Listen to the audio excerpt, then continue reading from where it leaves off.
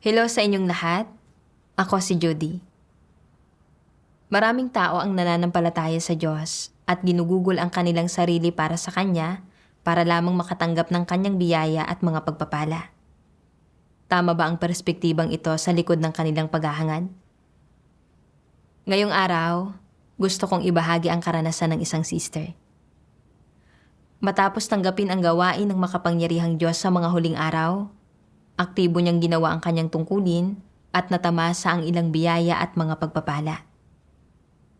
Kaya naman, lalo pa siyang nagsikap at mas ginugol ang kanyang sarili. Iniisip na makakakuha siya ng mas maraming biyaya sa ganitong paraan. Sa hindi inaasahan, biglang nagkasakit ang kanyang asawa at naratay sa higaan at nasadlak sa kahirapan ang kanyang buhay. Nasaktan siya at nanghina at nagsimulang magkamali ng pagkaunawa at magreklamo laban sa Diyos. Anong mga pagninilay at pagkaunawa tungkol sa mga perspektiba sa kanyang pananalig ang kanyang natamo sa pamamagitan ng pagbabasa ng mga salita ng Diyos? At paano siya nakaahon mula sa kanyang pasakit? Pakinggan natin ng magkakasama ang kanyang karanasan. Noong Agosto 2001, isang sister ang nagpatotoo sa akin na ang Diyos ay nagkatawang tao na sa pangalawang pagkakataon para ipahayag ang katotohanan at gawin ang kanyang gawain ng paghatol. Dinadalisay at binabago ang tiwaling disposisyon ng sangkatauhan at sa huli ay dadalhin ang mga tao sa napakagandang kaharian. Labis akong natuwa pagkatapos itong marinig. Pagkatapos ng isang panahon ng pagsisiyasat, tinanggap ko ang gawain ng makapangyarihang Diyos sa mga huling araw. Pagkatapos niyon, naging aktibo ako sa pagdalo sa mga pagtitipon at paggawa ng aking mga tungkulin.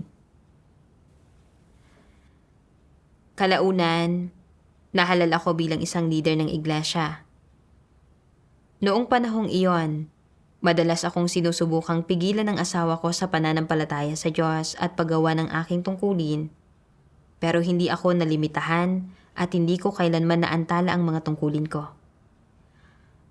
Buong araw akong abala sa iglesia. Sa umaga, dumadalo ako sa mga pagtitipon, nakikipagbahaginan sa mga kapatid para lutasin ang mga problema nila sa buhay pagpasok. Sa gabi naman, sinusuportahan ko ang mga kapatid na negatibo at mahihina. Dati, hindi gaanong kumikita ang asawa ko. Pero sa hindi inaasahan, noong panahong iyon ay naging maganda ang kita niya.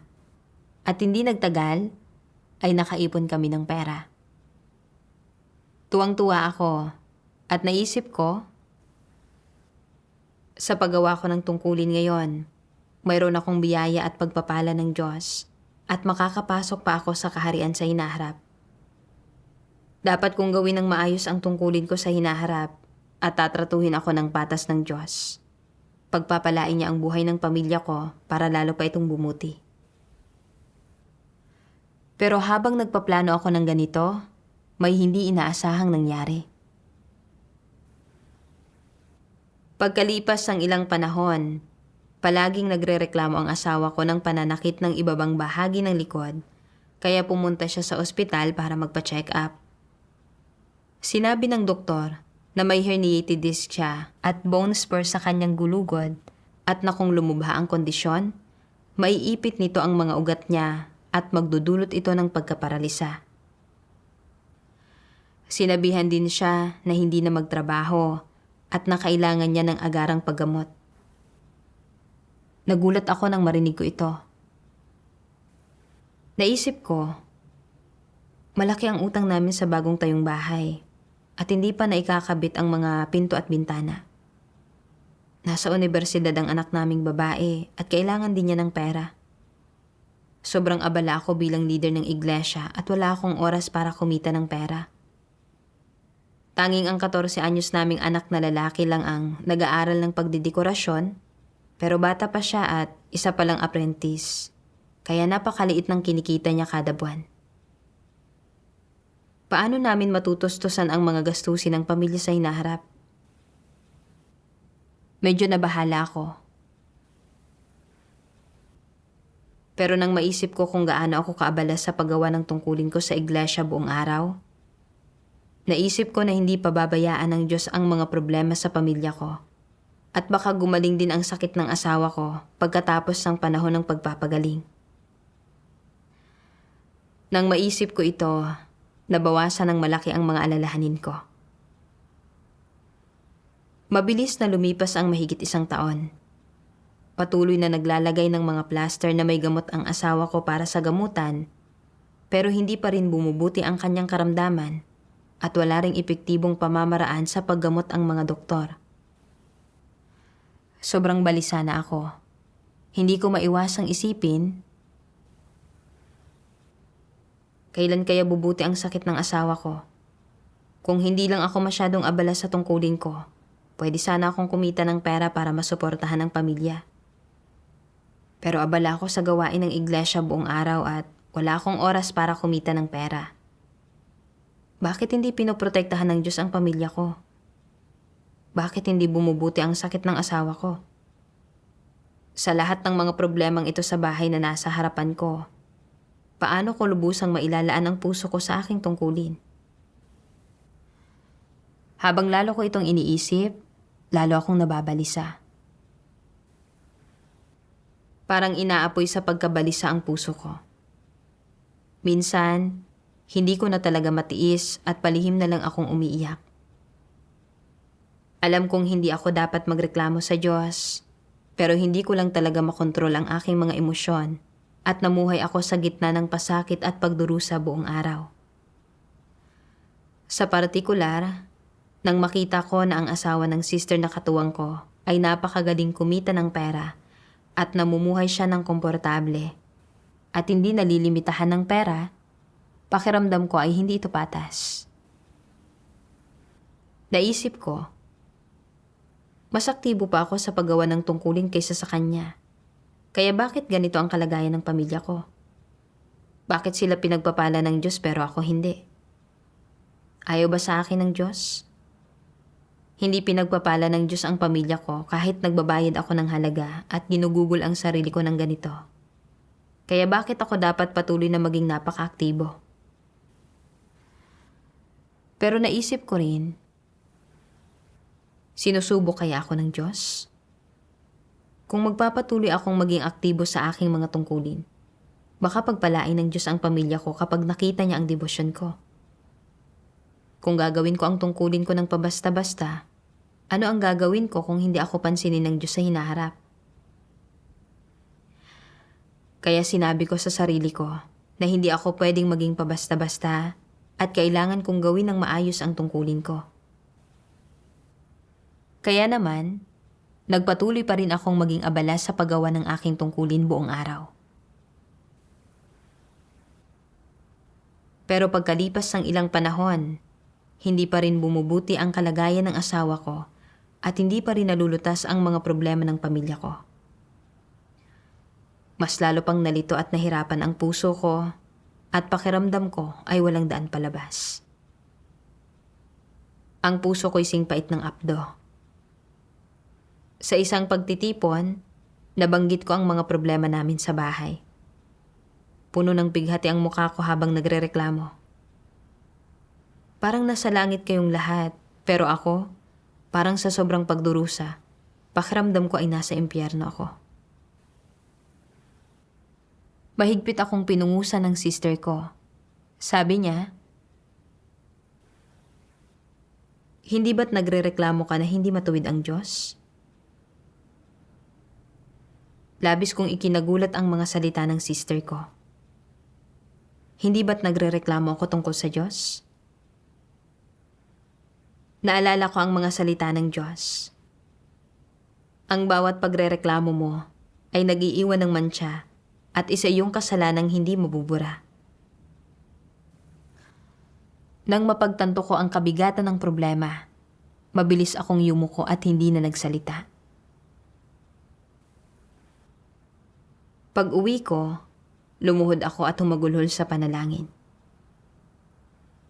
Diyos ko, alam kong hindi ako dapat magreklamo kapag dumarating ang mga problema sa pamilya ko. Pero hindi ko alam kung ano ang iyong layunin o kung paano ito dadanasin. Diyos ko, naway bigyang liwanag mo ako at akayin mo ako para makilala ko ang iyong gawain at maunawaan ang iyong layunin. Isang araw, nabasa ko ang isang sipi ng mga salita ng Diyos at nagkamit ako ng kaunting pagkaunawa sa mga layunin ng Diyos. Sabi ng makapangyarihang Diyos, para sa lahat ng tao, ang pagpipino ay napakasakit at napakahirap tanggapin. Ngunit sa panahon ng pagpipino, ibinubunyag ng Diyos ang kanyang matuwid na disposisyon sa tao at idinideklara ang kanyang mga hinihingi para sa tao at nagbibigay ng mas maraming kaliwanagan at mas maraming praktikal na pagpupungos. Sa pamamagitan ng paghahambing sa mga katunayan at sa katotohanan, higit na nakikilala ng tao ang kanyang sarili at higit na nalalaman ang katotohanan at higit na nauunawaan ang mga layunin ng Diyos. Sa gayon, ay tinutulutan ang tao na magkaroon ng mas tunay at mas dalisay na pagmamahal para sa Diyos. Iyon ang mga layunin ng Diyos sa pagsasakatuparan ng gawain ng pagpipino. Lahat ng gawain na ginagawa ng Diyos sa tao ay may sariling mga layunin at kabuluhan. Ang Diyos ay hindi gumagawa ng walang kabuluhang gawain. Hindi rin siya gumagawa ng gawain na walang pakinabang sa tao. Ang pagpipino ay hindi nangangahulugan ng pag-aalis sa mga tao mula sa harap ng Diyos, ni hindi rin ito nangangahulugan ng pagwasak sa kanila sa impyerno. Sa halip, nangangahulugan ito ng pagbago sa disposisyon ng tao sa panahon ng pagpipino, pagbago sa kanyang mga intensyon, sa kanyang dating mga pananaw, pagbago sa kanyang pag-ibig sa Diyos, at pagbago sa buong paraan ng pamumuhay niya. Ang pagpipino ay isang praktikal na pagsubok sa tao at isang uri ng praktikal na pagsasanay, at sa panahon lamang ng pagpipino magagampanan ng kanyang pag-ibig ang likas nitong tungkulin. Habang pinagninilayan ko ang mga salita ng Diyos, lumiwanag ang puso ko. Ano man ang mga kapaligirang isinasaayos ng Diyos para sa iyo, ang layunin niya ay hindi para itiwalag ka, kundi para dalisayin at baguhin ang iyong tiwaling disposisyon at tulungan kang maunawaan ang kanyang disposisyon at ang kanyang gawain. Kapag nakilala mo ang Diyos, makakapagpasakop ka sa kanyang gawain. Noon ko napagtanto na ang layunin ng Diyos sa likod ng matagal na pagkakaroon ng sakit sa likod ng asawa ko ay para hanapin ko ang katotohanan at matuto ng mga aral mula rito, nang sa gayon ay malinis at mabago ang tiwaling disposisyon ko. Naisip ko noong una kong tinanggap ang bagong gawain ng Diyos. Alam ko na sa mga huling araw, ginagawa ng Diyos ang kanyang gawain ng paghatol at pagdadalisay, pero hinangad ko pa ring magtamo ng biyaya at mga pagpapala tulad ng sa kapanahunan ng biyaya. Gusto kong pagalingin ng Diyos ang sakit ng asawa ko. Nang hindi pa rin ito bumuti, nagreklamo ako tungkol sa Diyos at namuhay sa pagkanegatibo at maling pagkaunawa. Ako mismo ang nagdulot ng lahat ng pagdurusa kong ito. Lahat ng ito ay dahil sa kakulangan ko ng pagkaunawa sa gawain ng Diyos at dahil mali ang landas na tinatahak ko sa aking pananampalataya sa Diyos. Nang maunawaan ko ito, nabawasan ng malaki ang pasakit sa puso ko. Kalaunan, naisip ko ang paglalantad ng Diyos sa mga tao na tumatrato sa Kanya bilang isang Swiss Army knife at isang cornucopia. Kaya hinanap ko ang siping iyon ng mga salita ng Diyos para basahin. Sabi ng makapangyarihang Diyos, dahil ang mga tao sa ngayon ay hindi nagtataglay ng pagkatao na gaya ng kay Job, ano ang kanilang kalikasang diwa at ang kanilang saloobin sa Diyos? Natatakot ba sila sa Diyos? Lumalayo ba sila sa kasamaan? Ang mga walang takot sa Diyos o hindi lumalayo sa kasamaan ay maaari lamang na ilarawan sa tatlong salita: kaaway ng Diyos. Madalas ninyong sabihin ang tatlong salitang ito, ngunit hindi ninyo kailanman nalaman ang kanilang tunay na kahulugan. Ang mga salitang mga kaaway ng Diyos ay may makabuluhang aspekto. Ang mga ito ay hindi nagsasabi na nakikita ng Diyos ang tao bilang kaaway, kundi ang tao ay nakikita ang Diyos bilang kaaway. Una, kapag ang mga tao ay nagsimulang maniwala sa Diyos, sino sa kanila ang walang sariling mga pakay, motibasyon, at ambisyon? Kahit na may isang bahagi sa kanila na naniniwala sa pag-iral ng Diyos at nakakita sa pag-iral ng Diyos, ang kanilang pananampalataya sa Diyos ay naglalaman pa rin ng ganoong mga motibasyon, at ang kanilang pinakapakay sa paniniwala sa Diyos ay ang pagtanggap ng mga pagpapala at ng mga bagay na gusto nila mula sa Kanya. Sa mga karanasan ng mga tao sa kanilang buhay, madalas nilang naiisip sa kanilang sarili, tinalikuran ko ang aking pamilya at karera para sa Diyos, at ano ang ibinigay niya sa akin? Dapat kong kwentahin ito at siguraduhin ito. May natanggap ba ako na anumang pagpapala kamakailan? Marami akong iginugol sa panahong ito. Ako ay tumakbo ng tumakbo at labis na nagdusa.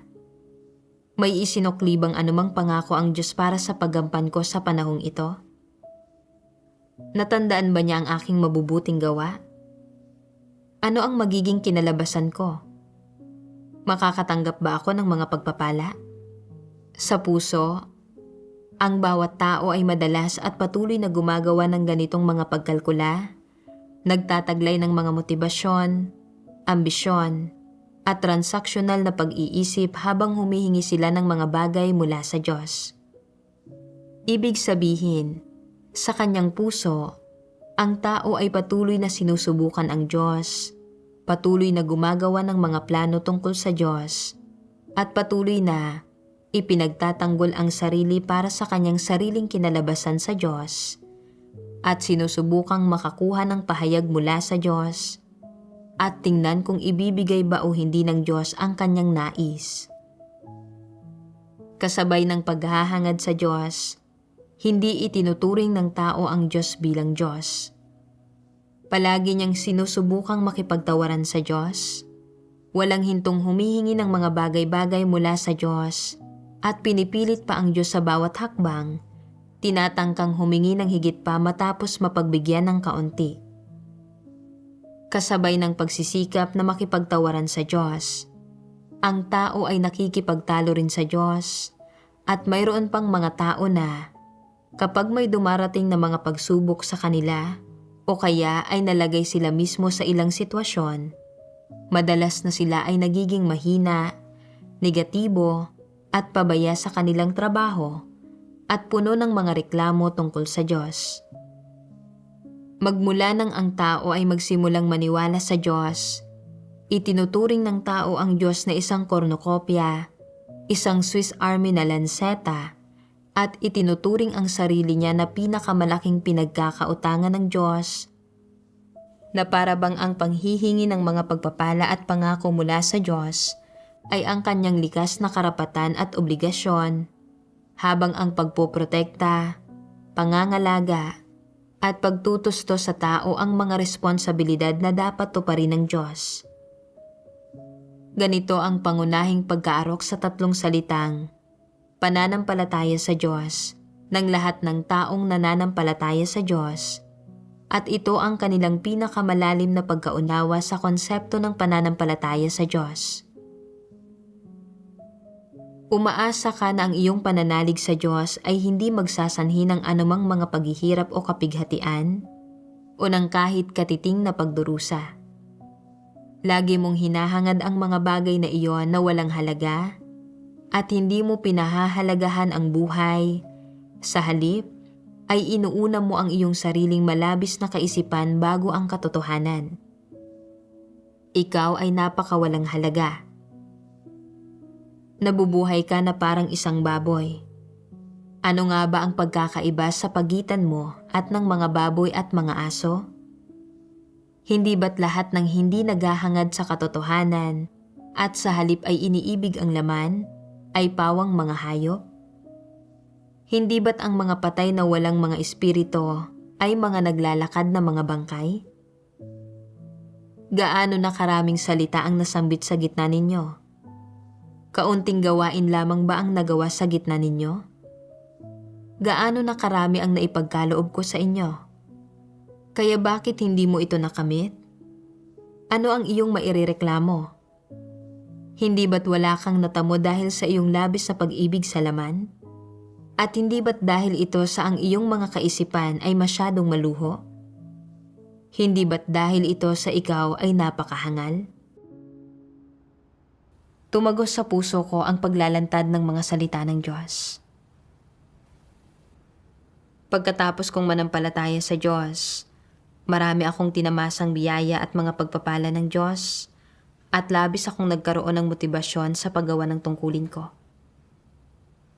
Naniwala ako na hanggat ginagawa ko ng maayos ang tungkulin ko, ipagkakaloob sa akin ng Diyos ang masaganang biyaya, poprotektahan niya ako mula sa mga sakuna at kasawian, at pananatilihing ligtas at maayos ang pamilya ko. Ginawa ko ang aking tungkulin nang may ganitong mga maling layunin. Sa simula, nung magkaroon ng herniated disc ang asawa ko at sinabi ng doktor na kung lumala ito, mapaparalisa siya, naniwala ako na hanggat aktibo kong ginagawa ang mga tungkulin ko, tatratuhin ako ng patas ng Diyos at hindi magtatagal ay gagaling ang sakit ng asawa ko.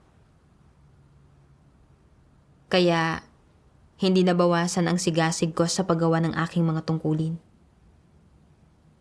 Gayunpaman, nang hindi pa rin gumagaling ang asawa ko at naharap sa mga suliranin sa pera ang aming pamilya, habang ang mga kapatid sa paligid ko ay nagtatamasa ng masagana at komportabling buhay, pakiramdam ko ay hindi ito patas at nagreklamo na hindi ako pinagpapala ng Diyos. At hindi na ako naging kasing aktibo sa paggawa ng aking tungkulin gaya ng dati. Kalaunan, nag-alala ako na baka sinusubok ng Diyos kung tapat ako sa Kanya at na kung pabasta-basta ako sa tungkulin ko, hindi ko matatanggap ang biyaya at mga pagpapala ng Diyos. At kaya wala akong pagpipilian kundi ipagpatuloy ang paggawa ng aking tungkulin. Pagkalipas ng ilang panahon, hindi pa rin bumubuti ang kalagayan ng asawa ko at hindi pa rin nalulutas ang mga problema sa buhay ko.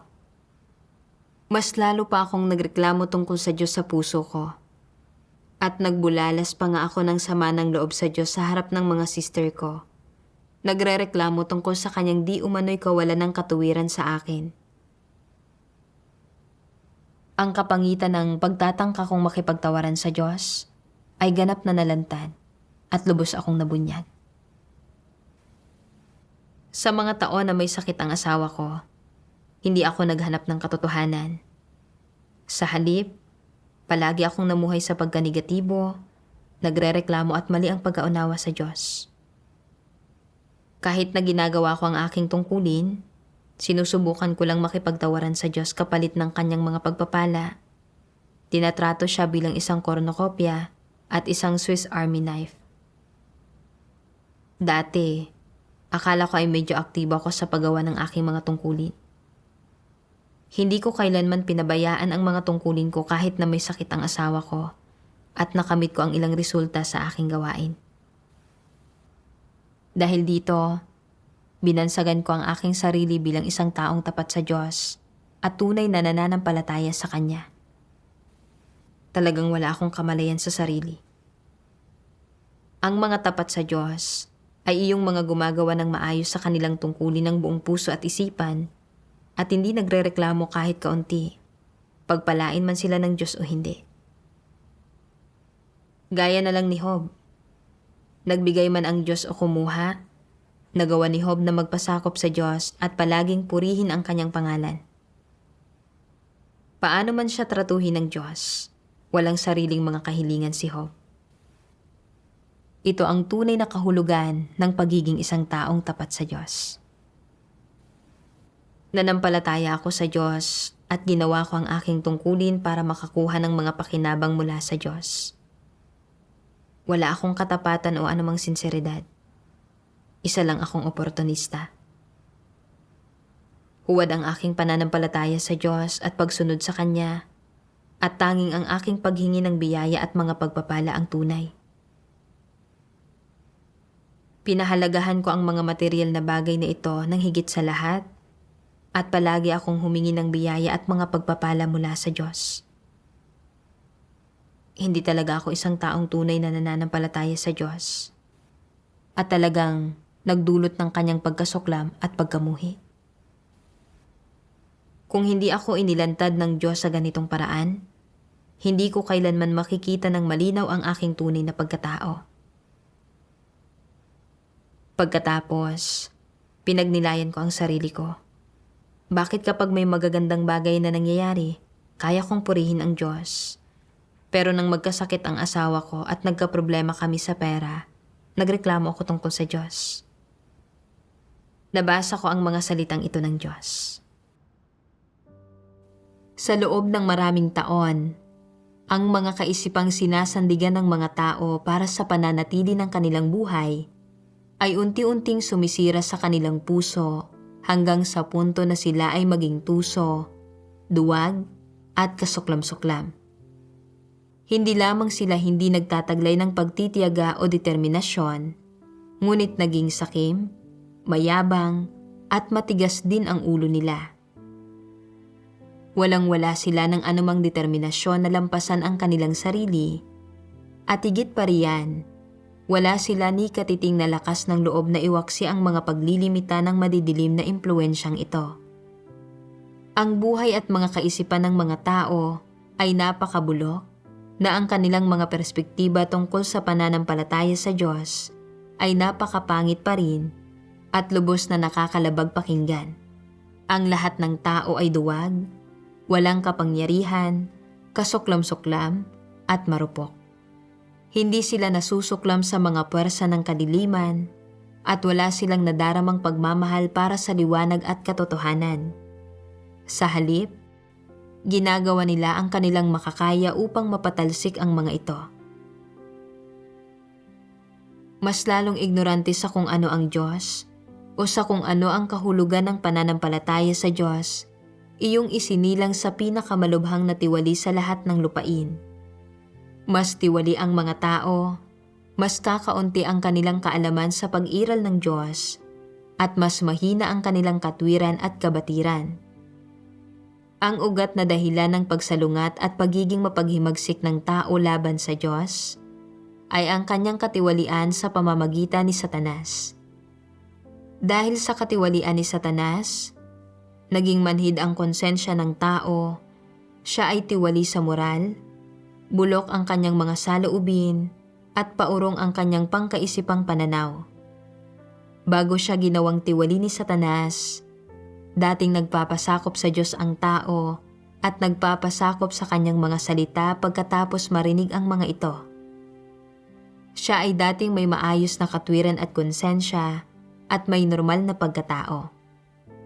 Matapos gawing tiwali ni Satanas ang tao, ang dating katwiran, konsensya, at pagkatao ng tao ay pawang naging manhid at sinira ni Satanas. Sa gayon, nawala niya ang kanyang pagpapasakop at pag-ibig sa Diyos. Naging abnormal ang katwiran ng tao, naging katulad na ng sa hayop ang kanyang disposisyon, at lalong nadaragdagan at lumulubha ang kanyang pagiging mapaghimagsik laban sa Diyos. Ngunit hindi pa rin ito batid ni nauunawaan ng tao at walang tigil lang siyang sumasalungat at naghihimagsik.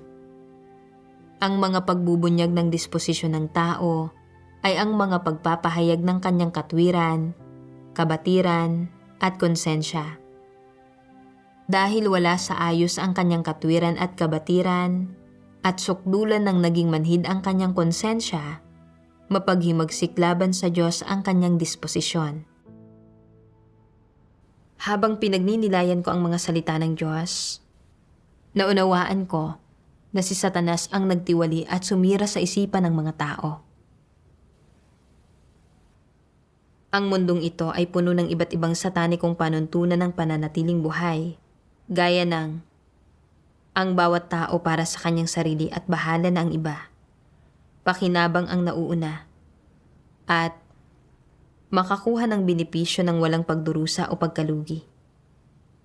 Ang lahat ay namumuhay ayon sa mga satanikong pilosopiyang ito, nagiging makasarili at kasuklam-suklam sila, at ganap na binabaliwala ang konsensya. Sa lahat ng kanilang ginagawa, iniisip muna nila kung ito ba ay kapaki-pakinabang sa kanila. Kung kapaki-pakinabang ito, gagawin nila. Kung hindi, hindi nila ito gagawin. Lubha rin akong ginawang tiwali ng mga satanikong kaisipan at ideyang ito. Nang makita ko na mayroon akong pangangalaga at proteksyon ng Diyos mula sa pananampalataya sa Kanya at paggawa ng aking tungkulin, at tila bumubuti ang buhay ng aking pamilya.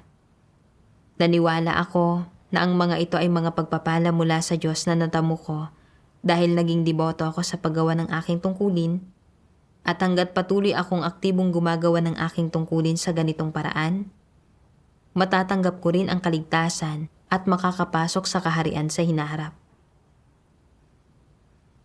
Nang magkasakit ang asawa ko at naghihirap sa pera ang aming pamilya, mali ang naging pagkaunawa ko sa Diyos at nagreklamo ako tungkol sa Kanya at naging pabasta-basta sa paggawa ng aking tungkulin.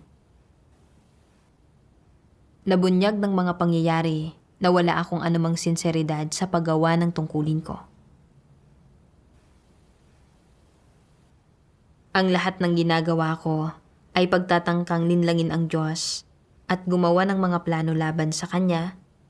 Walang saysay na sinusubukang dayain ang Diyos para sa mga pagpapala sa pamamagitan ng paggawa ng tungkulin ko. Ang Diyos mismo ay nagkatawang tao at nagpapahayag ng katotohanan upang iligtas tayo. Ibinubuhos niya sa atin ang lahat ng dugo ng Kanyang puso at hindi niya kailanman isinasaalang-alang ang Kanyang sariling mga interes.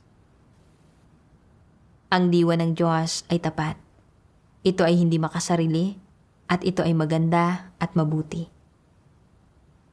Sa kabaligtaran, may mga tawaran, kahilingan, at panlilin lang na nakatago sa kaunting tungkulin na ginawa ko. At hindi ko talaga itinuturing na Diyos ang Diyos. Isa akong makasarili at kasuklam-suklam na tao na nawala ng lahat ng pagkatao at katwiran. Kung hindi sumapit sa akin ang mga bagay na ito, hindi ko kailanman makikita ng malinaw kung ano talaga ako. Noon ko lang naunawaan na ang pagkakasakit ng aking asawa at ang mga problema sa pera ng aking pamilya ay hindi sinadya ng Diyos para pahirapan ako.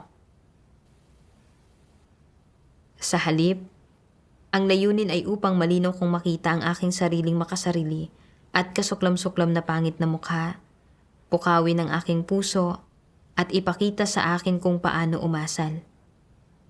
Ito ang dakilang pagliligtas ng Diyos sa akin na may pagmamahal niya sa loob nito, pero naging masyado akong bulag para maunawaan ang Kanyang layunin, at palaging mali ang naging pagkaunawa ko sa Kanya at palagi akong nagreklamo tungkol sa Kanya. Nang maunawaan ko ito, napuno ako ng pagsisisi at kinamuhian ko ang aking sarili. Pagkatapos niyon, naging handa akong magsisi sa Diyos at magpasakop sa Kanyang mga pamamatnugot at pagsasaayos. Bumuti man o hindi ang sakit ng asawa ko o ang buhay ng aming pamilya. Habang patuloy akong naghahanap, nakita ko ang isa pang sipi ng mga salita ng Diyos. Hindi sinubukan ni Job na makipagtawaran sa Diyos, wala siyang mga hinihingi sa Diyos, at hindi siya humingi ng anumang bagay mula sa Diyos. Ang kanyang pagpupuri sa pangalan ng Diyos ay dahil sa dakilang kapangyarihan at autoridad ng Diyos sa paghawak ng kataas-taasang kapangyarihan sa lahat ng bagay. at hindi ito nakasalalay sa kung siya ay nagkamit ng mga pagpapala o nakatanggap ng kasawian.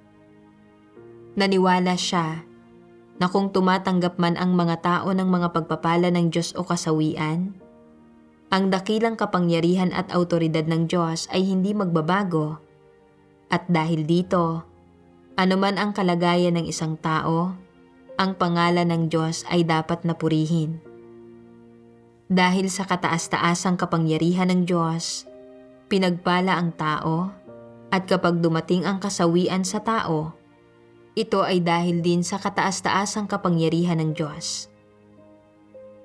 Ang dakilang kapangyarihan at autoridad ng Diyos ay may kataas-taasang kapangyarihan at nagsasaayos ng lahat tungkol sa tao. Ang pabago-bagong kapalaran ng tao ay ang pagpapamalas ng dakilang kapangyarihan at autoridad ng Diyos, at sa anumang perspektiba mo ito tinitingnan, ang pangalan ng Diyos ay dapat napapurihan. Ito ang naranasan at nalaman ni Job sa mga taon ng kanyang buhay.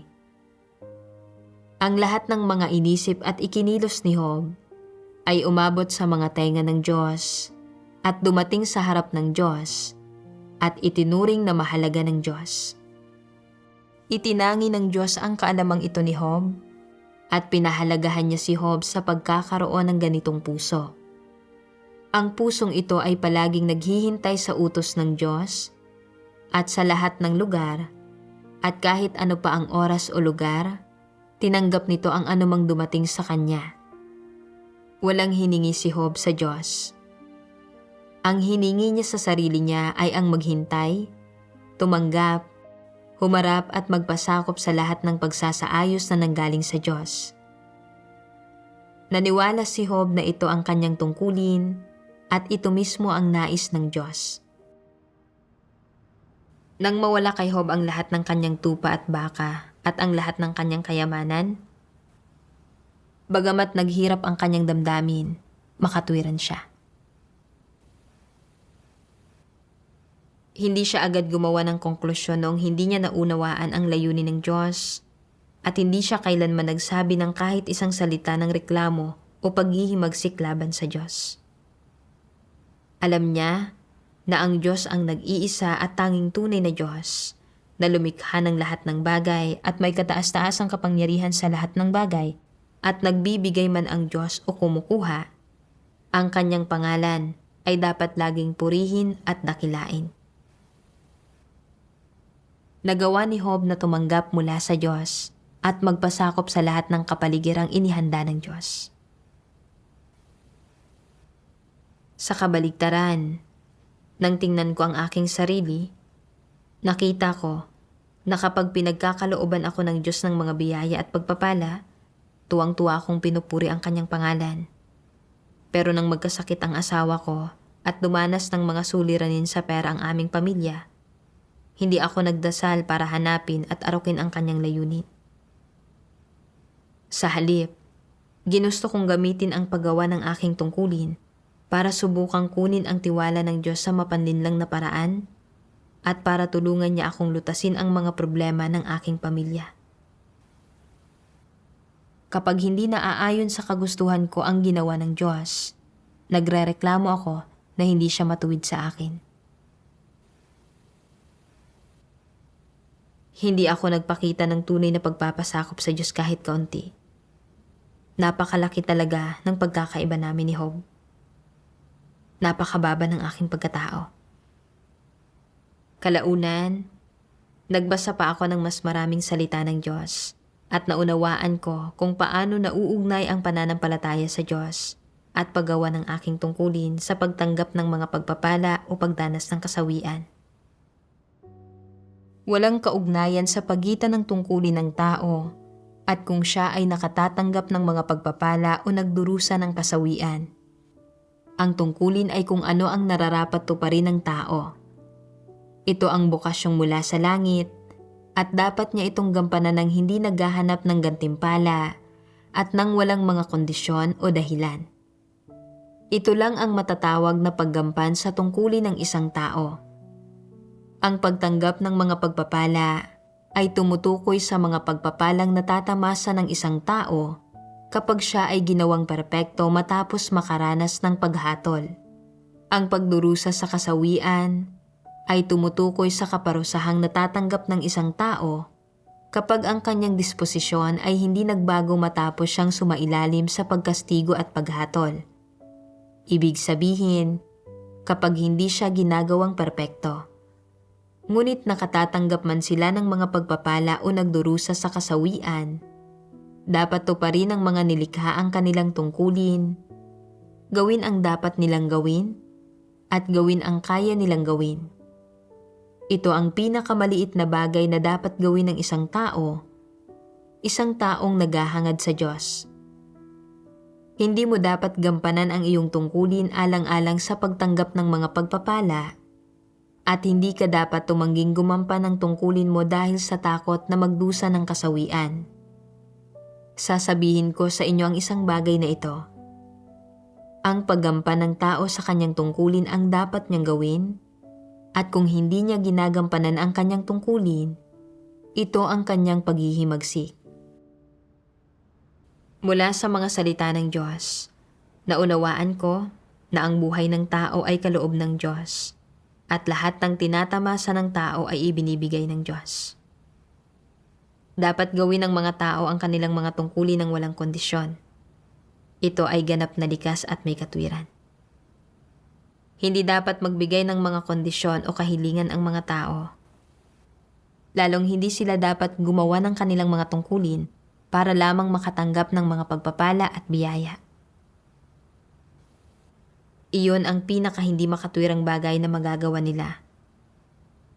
Tulad ng kung paano nagdurusa ang mga magulang sa pagpapalaki sa kanilang mga anak, dapat suportahan ng mga anak ang kanilang mga magulang.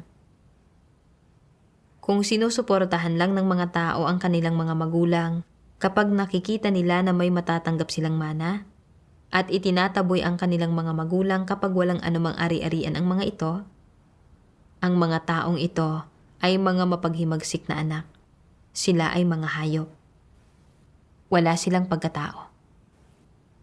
Ang paggawa ng tungkulin ko ay bokasyon ko na galing langit bilang isang nilikha, at hindi ako dapat magdala ng anumang mga layunin o hangarin sa paggawa nito.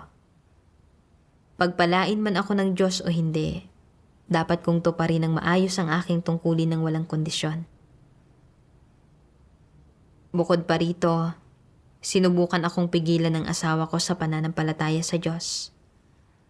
Kasalanan niya na hindi gumaling ang kanyang sakit. Hindi siya karapat-dapat na kaawaan. Ang mister ko ay isang taong lumalaban sa Diyos, pero hiniling ko pa sa Diyos na pagalingin ang kanyang sakit at nagreklamo pa ako tungkol sa Diyos. Talagang hindi ito makatwiran at nagdulot ito ng pagkasuklam at pagkamuhi ng Diyos. Sa hinaharap, gumaling man ang asawa ko sa kanyang sakit o hindi, handa akong magpasakop sa mga pamamatnugot at pagsasaayos ng Diyos, itama ang aking saloobin at gawin ng maayos ang aking tungkulin ng buong puso at isipan. Sa sandaling naunawaan ko ito, hindi na ako nakaramdam ng pait. Pagkatapos ay naisip ko ang sinasabi sa Biblia. Masdan ninyo ang mga ibon sa himpapawid, sapagkat ang mga ito'y hindi naghahasik, ni umaani, ni nagtitipon man sa mga kamalig. Ngunit ang mga ito'y pinakakain ng inyong Ama sa langit. Hindi ba lalong higit ang halaga ninyo kaysa sa mga ito?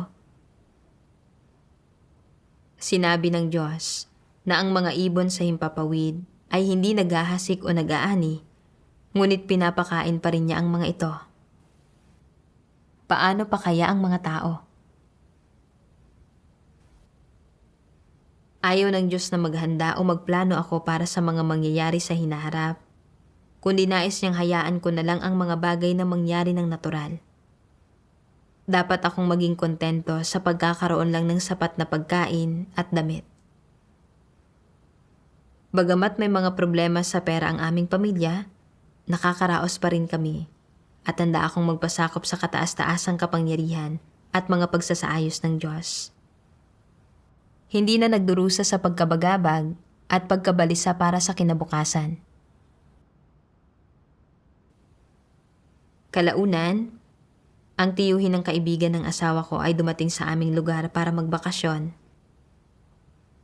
Itinuro niya sa asawa ko ang paggamit ng mga plaster na may gamot at mga paraan ng paggamot sa pananakit ng likod at binti at ginamot pa siya ng libre.